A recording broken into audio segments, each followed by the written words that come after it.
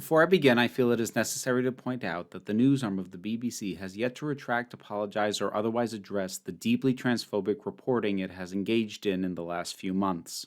In a pinned comment down below, you'll find my original video on the topic, several videos from the YouTuber Sean, who has been ongoing in his pursuit of trying to get the BBC to own up to what they have done, and also a video from Laura Kate Dale showing the protests that have taken place outside of the BBC offices. While I don't feel any of the people behind Doctor Who are in any way responsible for this, I cannot in good conscience talk about a BBC-owned property without mentioning this first, until such time as it is properly redressed. Thank you. But how do you know she's a witch? What, she turned me into a newt? A newt? I got better.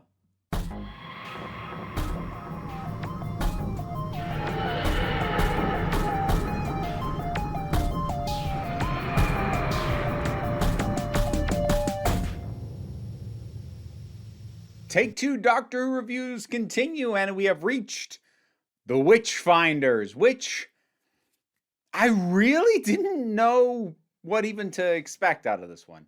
Here's the thing. This is probably the episode I remember the least in terms of leaving an overall impression.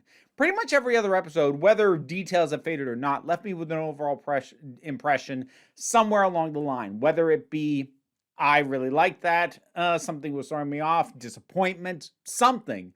Witchfinders, thinking back on it, I'm like, I don't remember what I thought about this one. And I didn't go back and check my old review. So I came in and just being like, I think I know what some of the complaints have been about this over time, but I really don't remember this thing at all. Having now watched it, it's actually pretty good.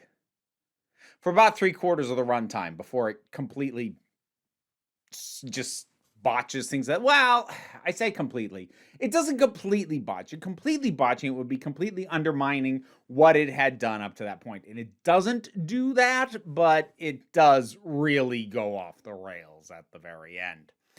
Prior to that, it's all right though. I mean, like, there's weird little things. There's like the fact that the Doctor and the companions, they rock up on this village, and yes, they're not where they expected to be. They expected to be there for the coronation of Elizabeth I, but the thing is, like, they're just decked out in their modern clothes. And yeah, that would happen sometimes, but usually either it would get noted by people pretty quickly, they would be dressed in something that was close enough that people just kind of gave a little look or like, whatever. Or they would actually dress appropriately for the time. That was a bit more of a Capaldi thing than anything else. However, here they just show up and nobody brings it up. None of the companions ask if they should have gotten changed, and nobody brings it up, I'd say, for about 10 minutes. Doesn't really matter. It's just weird. It's an odd choice. But, I mean, the main thing this is focusing on is, well, just the insane tragedy and miscarriage of anything even close to justice that witch trials and hysteria was. And delving into, the idea that a lot of people's personal hurt or fear or biases or agendas were driving the accusations of witchcraft. And we see that through Becca Savage, who is sort of the controlling interest in this town that actually, I found this to be an interesting point when Graham's like, I've taken like the witch tour. This place never came up. And if that many people have been killed, we really should have known about that. That's not a bad moment, because in a bit of dialogue that actually feels revealing a little bit about his character, like that's the kind of thing he does for fun. It also reveals to us that this is an aberration. We are not stepping into a well-established, well-known witch hysteria. This is something that shouldn't be going on. So that's actually a nicely integrated bit of exposition. Unlike, say, when Becca Ravage is like, 35 witches we have tried and still Satan surrounds us. Which is just comes out of nowhere and is jammed in there and is clunkily expository. So like within a few minutes of each other, we have examples of well-executed expository dialogue because it also addresses an aspect of character, and just really clunky expository dialogue that is there for no reason other than to convey information. But sort of bringing up how I feel like that actually is a little bit revealing about Graham's character and what he does in his off time. I also really like that Yaz is the one who goes and talks to Willa, who is the girl whose grandmother was just drowned. The show is coming back intermittently on this whole thing of, she wants to talk to people and get a better sense of what's going on. And that is something that isn't necessarily being attributed to her police training, but it has been tied to that and her sort of like, I got to go in and talk to people to try and sort things out. And that fits with her role as being a part of the police. And we also get some hints as to aspects of her background that we will find more about later, because she talks about like being really miserable as a teenager, really miserable in school. Every day I'd wake up feeling this dread. How did you get rid of it? I didn't. I just took it. And because of stuff we know later, we know she was actually a runaway at one point as a teenager. So knowing stuff that happens later, what I'm finding is, because one of the criticisms I've seen about Chibnall's era is that the characters aren't particularly well formed, or characterized aspects of them aren't consistent. And sometimes that's true. I've kind of brought it up that Ryan's dyspraxia is it comes and it goes, and like times where you expect it to come up, it doesn't. And then the times that it does come up, it gets reminded in very weird ways. So like some things are inconsistent, but some other things I feel like the characterization is done in simultaneously, often offhanded and kind of subtle ways, and then in very clunky ways. And if you're yo-yoing back and forth between those, kind of comparing something like me noticing the pattern of Yaz always being like, let me talk to them, let me talk to her, and noticing that as a pattern of behavior for her, and feeling like that's a good, relatively subtle bit of characterization. But then we tend to have the classic, hey, what are you feeling right now scene between the companions, where it's very clunky. And I can see where it would throw people off, because the times that it's clunky really jump out at you. And you think, well, that's what characterization is in this. And if that's all you're looking for, and you're not looking for characterization in the smaller moments, you could miss what's there. Now, it's still a problem that it's going back and forth between these two, not the same approach at all, ways of characterizing these people. But like, there are through lines here and stuff that does get paid off or fleshed out later on, and it's nice to see.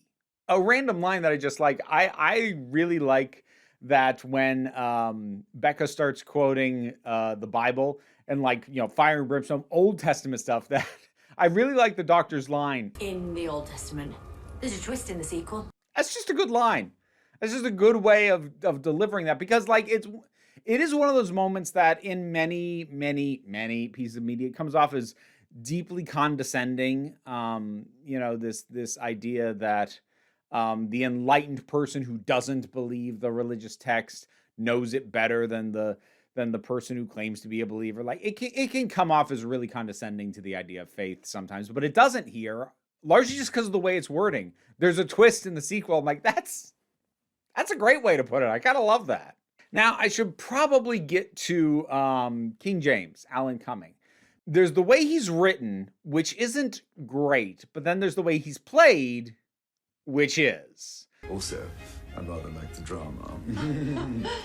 So he's written, again, sort of, especially in his conversation with Ryan, kind of reciting his own Wikipedia entry. I was raised by regents. One was assassinated, one died in battle, and another died in suspicious circumstances. And it's not great writing, it's not great exposition, it's not great dialogue. But man, Alan Cumming is having so much fun. He is relishing every moment of this. And I'm not going to say it fixes the dialogue, but it really made me care way less than if it had been a really flat, boring performance. But Alan Cumming is not boring.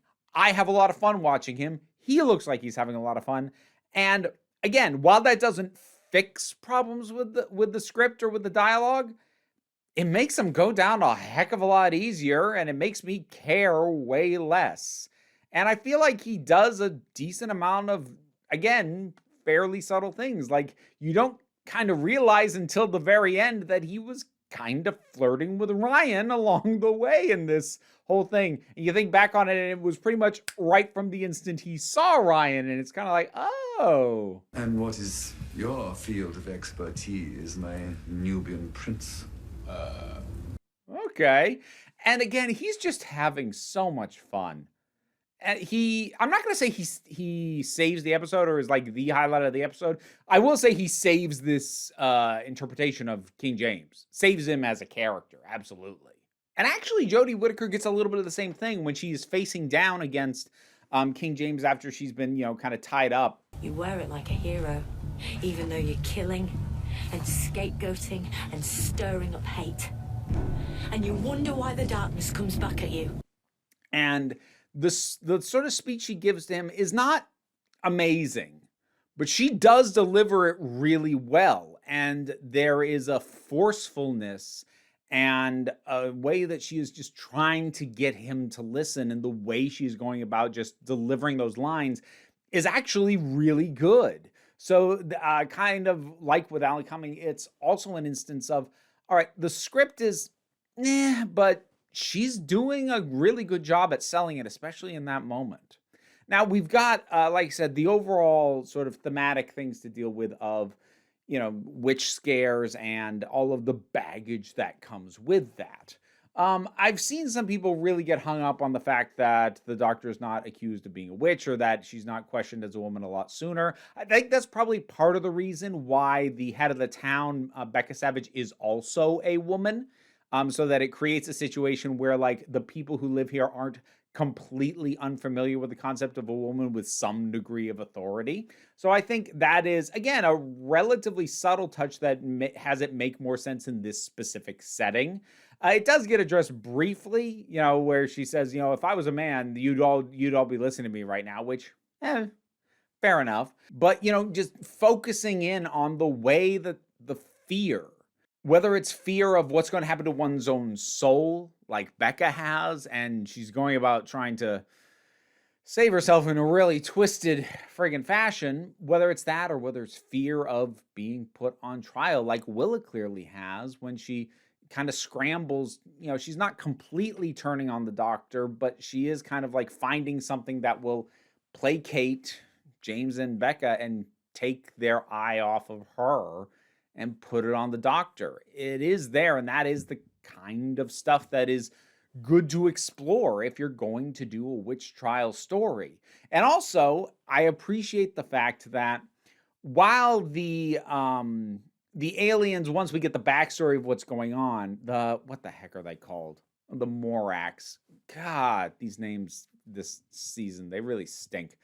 Anyways, with the Morax, it can be argued that once we have the backstory that they are kind of the inciting incident in a way, or at least they're half of it, because we know that Becca kind of spiraled once she was infected with this thing, and she's been trying to head it off, and it drove her into her worst behaviors and worst tendencies, but she still made all those decisions herself. This doesn't let people off the hook, because while this specific incident and town is fictionalized, this kind of stuff did happen, and it was done by people, and people should not be let off the hook for that, and they're not, thankfully. Unfortunately, with about 8 minutes left to go, we kill the human villain and suddenly have to deal with mud monster aliens. This is where the whole thing derails, because the instant Becca dies and is taken over by the Morax, which again are not really the villains and haven't been up to that point, which is good, as I said, but now suddenly they are, and this is what we have to deal with. And this has nothing to do with the primary themes that we've been dealing with about misplaced, sort of Christian righteousness, or the fear-mongering, or just the way that neighbors sort of turn on each other. All that's out the window while we deal with freaking mud monsters for the last 8 minutes. And most of that 8 minutes is spent doing exposition, because since these things haven't been the focus prior to now, we have to spend most of this time explaining what the hell is even going on, and how they got here, and how we stopped them. And it's all technobabble, and it's a mess. It's rushed and it's boring, and it is something that I just cannot get invested in any way, shape, or form, because even though like the mud creatures were established as being there, they weren't the problem. They weren't the threat. They were a complication. They seem to be, but suddenly they're the main thing we're having to deal with for the supposed climax of the story, and it just does not work. And it's a shame. It's a shame because more was working than not. I pointed out, some of the script wasn't great, these little bits, that little bits, but like it was being sold well. It wasn't the best product, but it was being decently sold largely by the performers. Alan Cumming, as I said, really was relishing this, and Jodie Whittaker has some of her better performance moments as the Doctor, especially with that speech that she gives, trying to talk down King James, which again, on paper is not great, but she sells it really well, and it's an interaction that I really like and appreciate from her. But once the Morax take over the story, and that's what the ending of this thing becomes, this is just so detached from the themes, the threat, the concepts, the ideas. Like, this is just nonsense.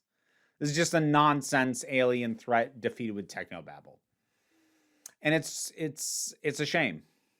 I would actually say that this really would have benefited from being a pure historical.